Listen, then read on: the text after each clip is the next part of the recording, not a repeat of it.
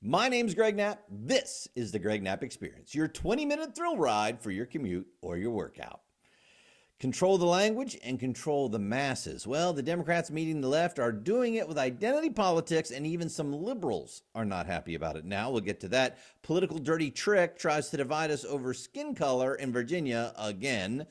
Biden is looking at paying illegal alien families more than some of the 9/11 families. And why? We'll get to all of that.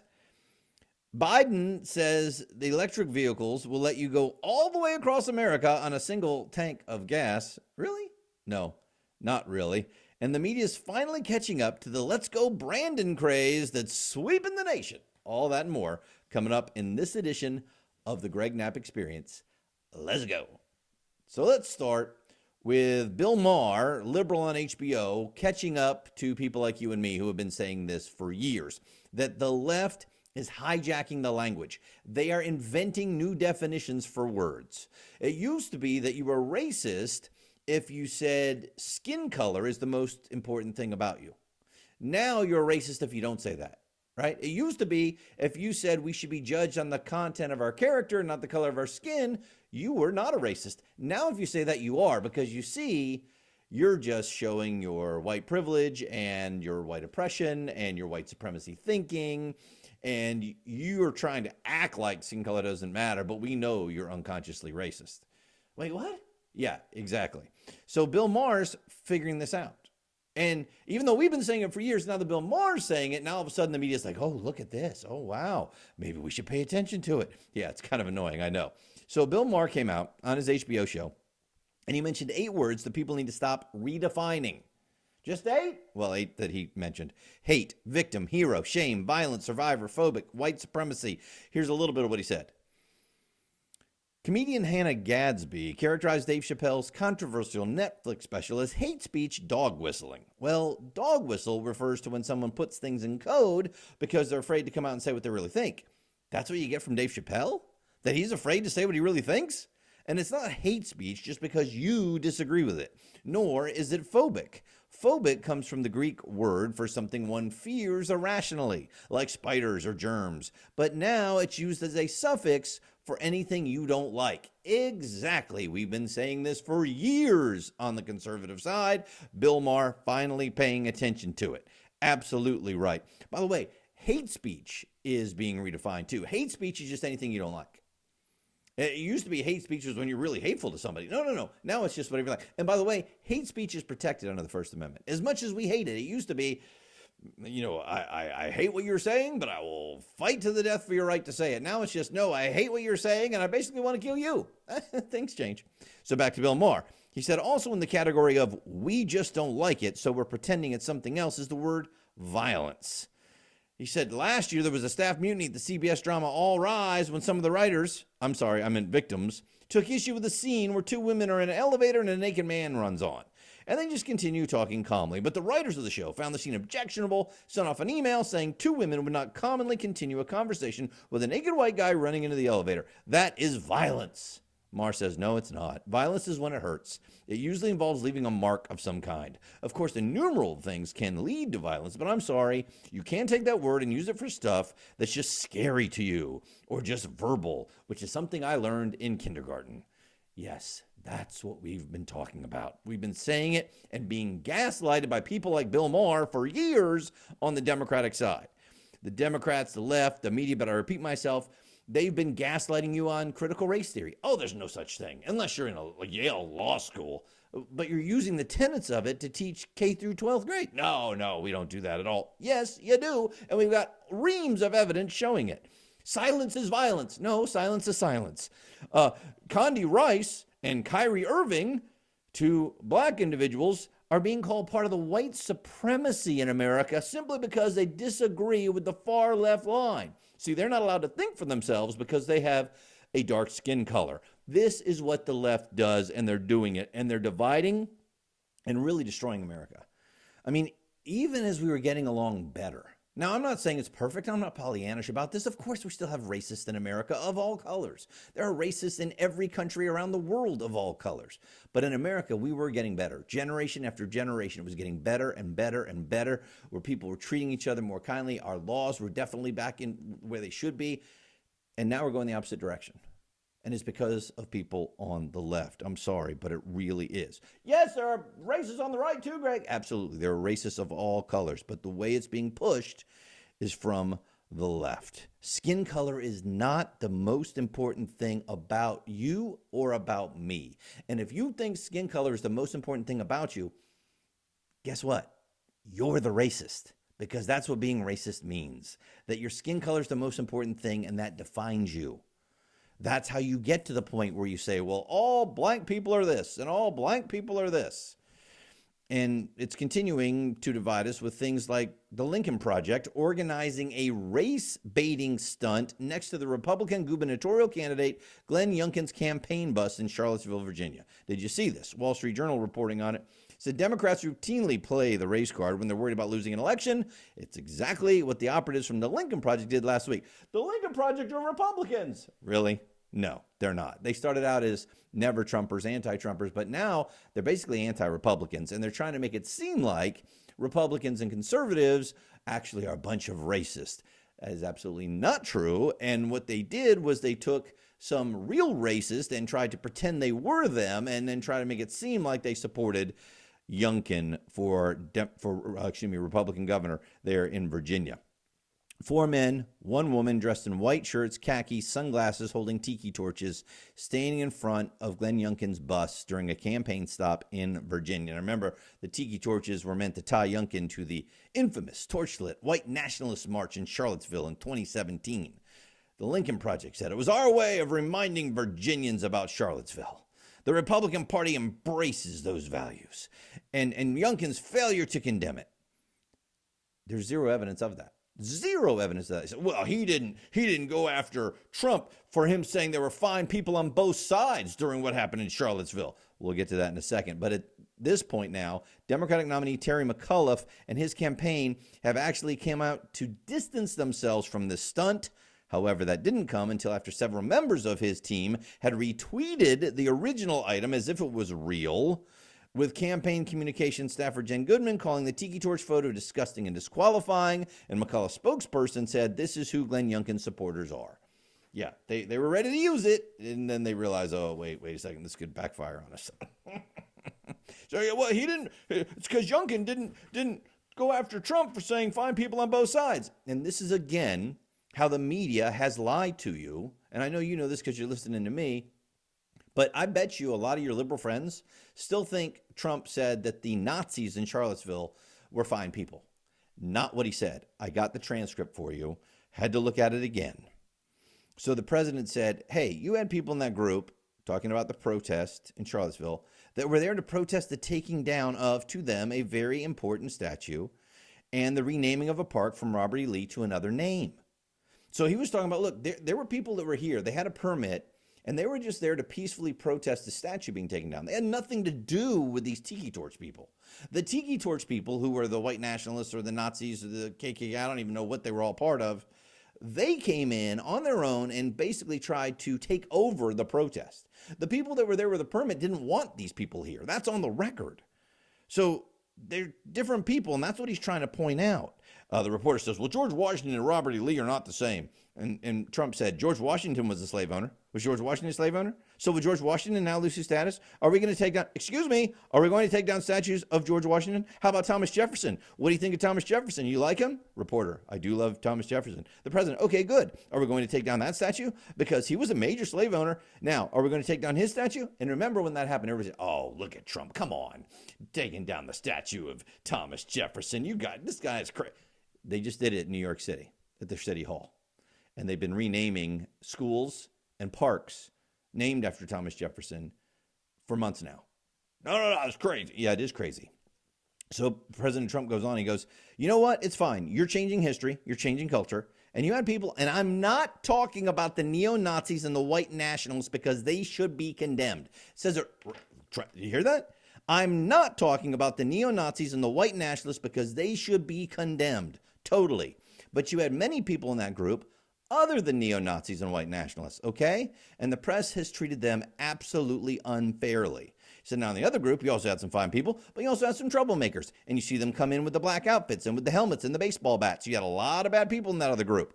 So the reporter, well, who are the good people? Sir, I just don't understand. What were you saying? You were saying the press has treated white nationalists unfairly? I just don't understand what you're saying. No, you don't want to understand what he's saying. He just said not the white nationalists, not the Nazis. He's saying the people that were just there saying, you know what? I don't think we should tear down statues. I don't think that's the way we should fix the problem of racism in America. That's who he's talking about. They don't want to hear what he said. The Democrats, the left, the media, but I repeat myself, they don't want to really hear what he said, and they don't want you to really hear what he said. So here's Trump. No. There were people in that rally, and I looked the night before. If you look, there were people protesting very quietly. They're taking down the statue of Robert E. Lee. I'm sure in that group there were some bad ones. The following day, it looked like they had some rough, bad people, neo-Nazis, white nationalists, whatever you want to call them. But you had a lot of people in that group that were there to innocently protest and illegally protest because, I don't know if you know, they had a permit. The other group didn't have a permit. So I only tell you this. There are two sides to a story. I thought what took place was a horrible moment for our country, a horrible moment, but there are two sides. Is that something you have to condemn? Well, he shouldn't have said good people. I just explained it to you.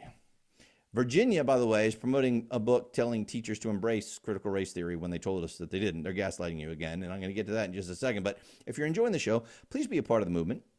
Help me combat the far left version of America and rally around what makes us exceptional. So you can like me on Facebook. I really encourage you to do that. Greg Knapp Experience Facebook page, and also just listen to the podcast wherever you can get one and give it a thumbs up. Tell 3 friends to tell 3 friends. Thanks for being part of the movement. The state of Virginia is promoting a book telling teachers to embrace critical race theory, even though Democrat gubernatorial candidate Terry McAuliffe says it isn't being taught. Well, is it really being taught, or is it just being promoted? Here we go. Virginia's Department of Education promoting a book that says teachers must embrace theories such as critical race theory. The website provides resources for what they call their equity initiatives, including a tab titled What We Are Reading. The list, comprised of resources the Equity Office recommends and references in its work, includes the race-obsessed Ibram X. Kendi's book and the so-called abolitionist Teaching Network co-founder Bettina Love's book. Here's what's in there. Lastly, teachers must embrace theories such as critical race theory, settler colonialism, black feminism, dis and ability critical race studies, and other critical theories that have the ability to interrogate anti-blackness. That's in the book We Want to Do More Than Survive, Abolitionist Teaching and the Pursuit of Educational Freedom by Bettina Love, and is being promoted by the Virginia Department of Education. The book was 6th on the Virginia Department's list and also promoted in a March 2020 newsletter. Love's book provides guidance for educators stating that teachers need to question whiteness and do away with phrases like work hard and be nice. But don't worry, it's not included in Virginia Standards of Learning. No, it's all Love's book. Teachers need to be taught how to question whiteness and white supremacy, how to check and deal with their white emotions of guilt and anger, and how these all impact their classrooms. Teachers must demand the end of high-stakes testing and the yelling of slogans at dark children, such as knowledge is power, work hard, be nice, and no excuses because all you need is grit.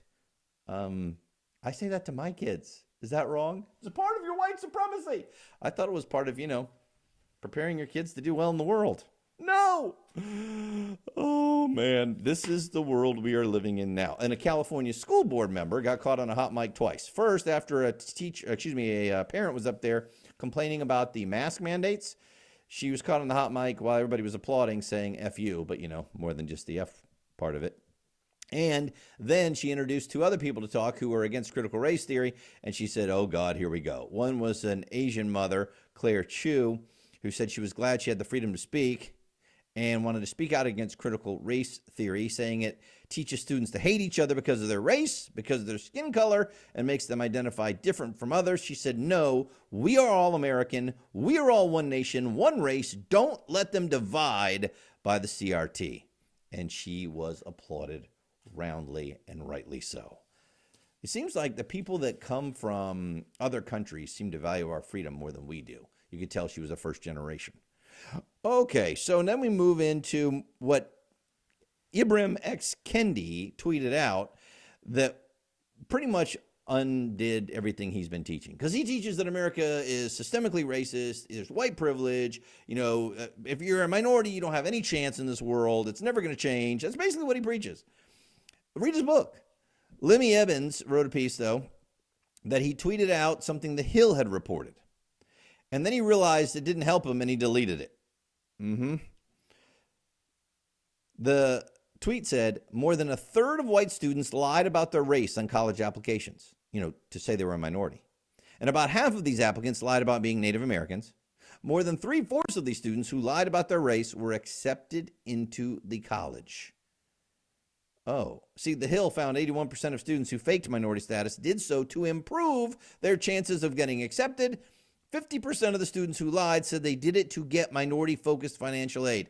So it seems like these white kids were trying to get minority privilege? You can't say that. That's horrible. Look, there are still racists of all colors, as we talked about, in every society. But in America, it's not systemic. It's no longer in our laws. And we were improving. And now the race hustlers, the Democrats and the media and the universities, they're all taking us backwards. And they're changing the definition of words, as we talked about at the beginning. Another example of this. You ready? Harvard, Friday, October 29th. They held an adaptation of Macbeth. They called it Macbeth in Stride. Here's the advertisement for it. Notes, blackout performance. We have designated this performance to be an exclusive space for Black identifying audience members. For our non-Black allies, we appreciate your support in making this a completely Black identifying evening. We invite you to join us at another performance during the run. Proof of vaccination and negative test report required to attend. Who gets to see Macbeth now? It's all done in the name of diversity. That's so good for us, isn't it? Awesome. U.S. in talks to pay hundreds of millions to families separated at the border. It looks like it could cost us more than $1 billion or more. See, what happened is when the Trump administration started to enforce our laws, zero tolerance, and said, you're coming here illegally, you brought in your children, the law says we can only hold you a certain amount of time, can only hold children a certain amount of time, and we can't hold you together in a jail.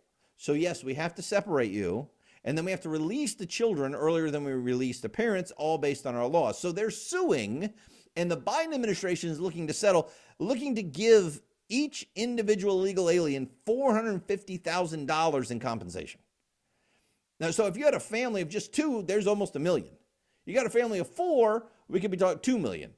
And that's insane, because that's more than some of the families got paid for 9/11. Your family got killed in 9/11, and we gave you money for that because, we shouldn't have allowed that to happen. And now there are some families that could make more than that. Yeah. So hold on a second. You chose to break the law. You chose to come into our country illegally. Separation was due to how our law was already created. And so we can actually help the children. And you think you deserve $450,000? They're asking for a lot more than that. This is going to be a settlement if they agreed to it. You shouldn't get a penny for this. By the way, of course, they're not talking about separating the parents and the children under Obama and Biden, which is when it started. It's totally different. That's just a great plan, isn't it? Oh, my goodness. Meanwhile, Department of Homeland Security, Mr. Mayorkas is trying to stop the Remain in Mexico policy. See, first,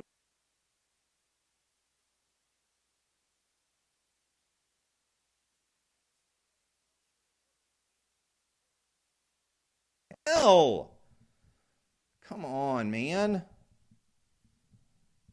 Testing. All right. Dang it.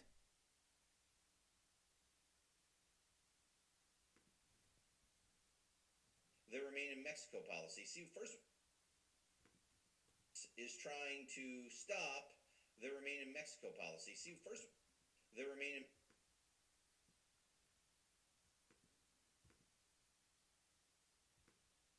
in Mexico policy. So we'll say 1930. Test. Hey, this is Greg Knapp.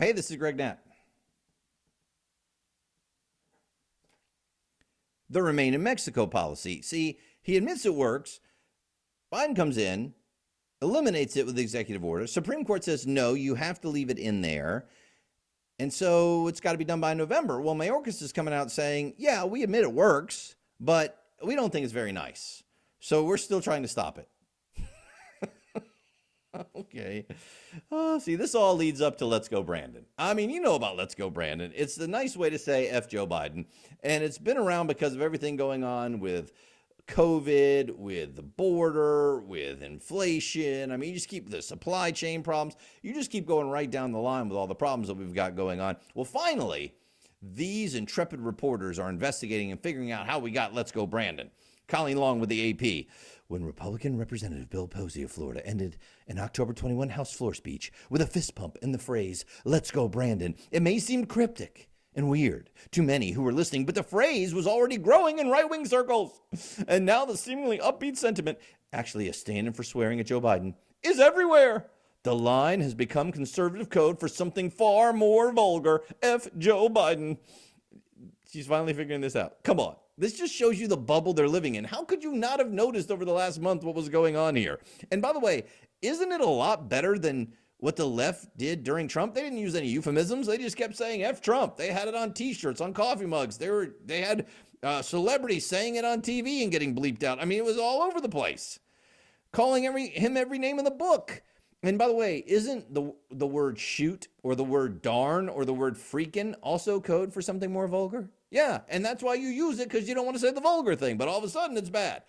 Americans are accustomed to their leaders being publicly jeered, and former President Donald Trump's often coarse language seemed to expand the boundaries of what counts as normal political speech. See, Trump's fault. And then she goes and tries to explain how it started at the NASCAR race, and they were chanting it behind the winner, and the NBC reporter said, you can hear them chanting, "Let's go Brandon," because at first it was difficult to make it out. No, it wasn't. And this woman at the AP is explaining the other part of the joke. Part of the joke is that it's a nice way to say F Joe Biden, but the other part of the joke is it's a way to show the fake news media is still fake, because they knew what was being chanted and they wanted to gloss over it. It's a twofer. You hit the media and you hit Biden at the same time. And it's everywhere now. It is everywhere now. How about this? I love this from the Republican, strategy guy, veteran GOP ad maker. He said he had no qualms about the coded crudity, calling it hilarious. How dare he? Unless you're living in a cave, you know what it means, he said, but it's done with a little bit of class. And if you object and are taking it too seriously, go away. Amen, brother. Just go away. The heroic veteran, by the way, at the convenience store, you've probably seen the video of these two guys coming in to rob the place, and he just turns around and grabs a gun and fights the guy to the ground. The other guy runs away. He received an award from the Yuma County, Arizona Sheriff's Office. They called it the Citizens Valor Award, and he accepted it while wearing a shirt that said, "Let's go Brandon," and a "Make America Great Again" hat. And there are 4 versions of "Let's Go Brandon," 4 different rap songs called "Let's Go Brandon" that are now in the iTunes top 10. 4 different ones. And Matt Taibbi points out, this is how crazy the left gets when they hear "Let's Go Brandon."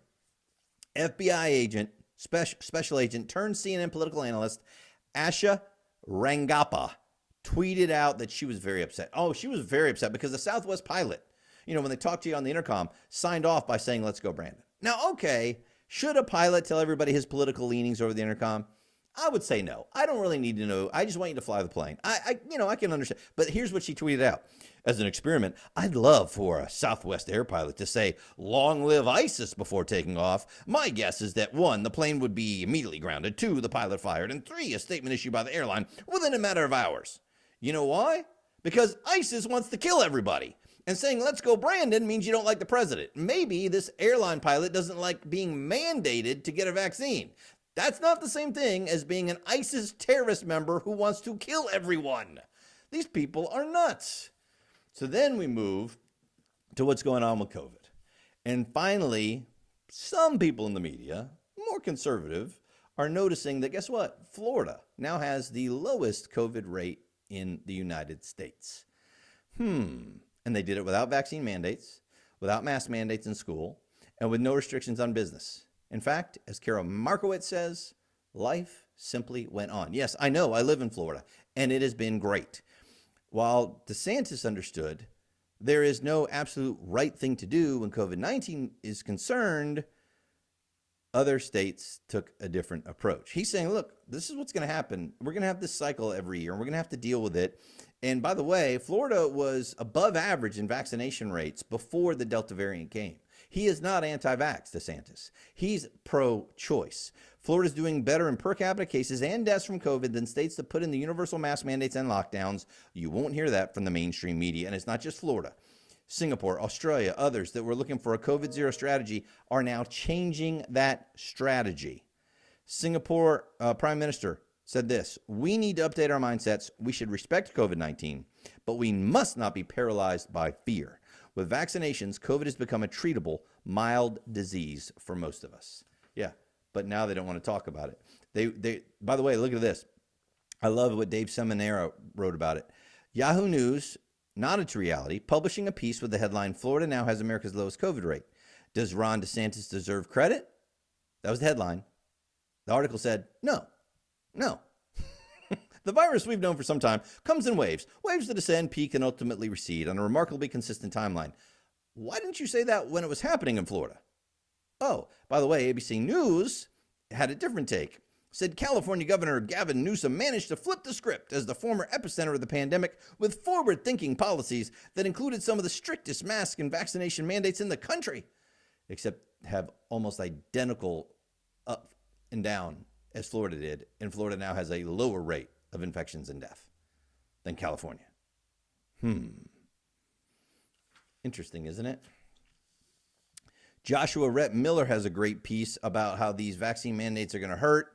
Los Angeles County Sheriff's Department, he's warning of an imminent threat to public safety and a pandemic of chaos because of staffing shortages caused by the city's vaccine mandate. He said, we're experiencing an increase in unscheduled retirements, worker compensation claims, employees quitting, and a reduction in qualified applicants. As a result, homicide rates will continue to rise, response times will increase, solve rates will diminish, arrests will decline, patrol services will significantly decline, and patrol stations will close. But other than that, it'll be great. See, that's why I said these mandates can actually be dangerous. And it's going to be dangerous for the people who live in Los Angeles.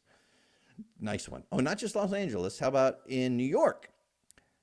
The fire department in New York shuttered 26 fire companies citywide on Saturday due to staff shortages caused by COVID-19, the vaccine mandate. And many of these firefighters say, hey, we already got COVID and we have natural immunity now. We don't need the vaccine. Too bad. You're getting it anyway, Buster. Fully vaccinated White House Press Secretary Jen Psaki just tested positive for COVID-19. Well, I mean, you can still get it when you're vaccinated. Yeah, exactly right. And speaking of the Biden White House, how about this? Ian Hayworth pointing out that Biden was all excited about the electric vehicles. The electric vehicle tax credit is being increased to $12,500. In other words, you go buy an electric vehicle, you're going to get $12,500 from the government. If you pay $12,500 worth of income tax, you're going to get it all back, baby, for buying an electric car, which means that, poor Americans are paying their taxes to help you buy an electric car. Build back better, baby. So here's what Biden was saying about the electric cars. We'll build out the first ever national network of 500,000 electric vehicle charging stations all across the country. So when you buy an electric vehicle, and you get credit for buying it, when you buy an electric vehicle, you can go all the way across America on a single tank of gas, figuratively speaking. Wait, what? What are you talking about? You don't do it on a single. You know how many times you're going to have to recharge to go across America? Okay, so first, we should let the market decide if we need 500,000 charging stations across America. But according to EVBox, the average electric vehicle range on a single charge is 194 miles. The longest is 396 miles. The distance across the country, approximately 2,800 miles, which means the average vehicle would need to be recharged over 14 times. That's a little bit more than that figurative one tank of gas, but it's not even that. Let's look about how long it would take to charge it. I looked this up, Kelley Blue Book. How long does it take to charge your electric car? Well, depending on your car, the vehicle power source, battery capacity, you could charge your, in best case scenario, as little as 30 minutes. Now, of course, it takes 5 minutes or less to fill up your car with gas, but 30 minutes sounds great. Now, here are the factors that impact your charging time, because Kelley Blue Book said most people are going to take a lot longer than 30 minutes. Your battery size. Is your battery empty or full? your vehicle's maximum charging rate, the power of the charging station, the weather in your area. Colder temperatures can affect vehicle efficiency, but hot conditions can also test an electric vehicle's internal resistance. So if it's hot, it's bad. It's cold, it's bad. Yeah, now you're getting it. The battery works best when it's running below 20% or above 80%. So you don't want to let it get all the way down to zero. So you're probably going to have to charge up more often than you think you're going to. Approximate calculations based on a level 2 power source, because many of these cars can't take level 3 chargers. Chevrolet Volt, 10 hours. Not minutes, hours. Nissan Leaf, 11 hours. Tesla Model S, 12 hours. Karma GS6, 4 hours. Tesla Model 3, 12 hours. Porsche Taycan, up to 10.5 hours. And on and on and on. The shortest one, the BMW i3, only 7 hours on average, and you will be ready to go. So the best case scenario, 30 minutes of recharging every 2 hours and 45 minutes or so, compared to a 5-minute gas up every 5.5 hours. Let's get those charging stations and get me my electric car. My name's Greg Knapp. This is the Greg Knapp Experience.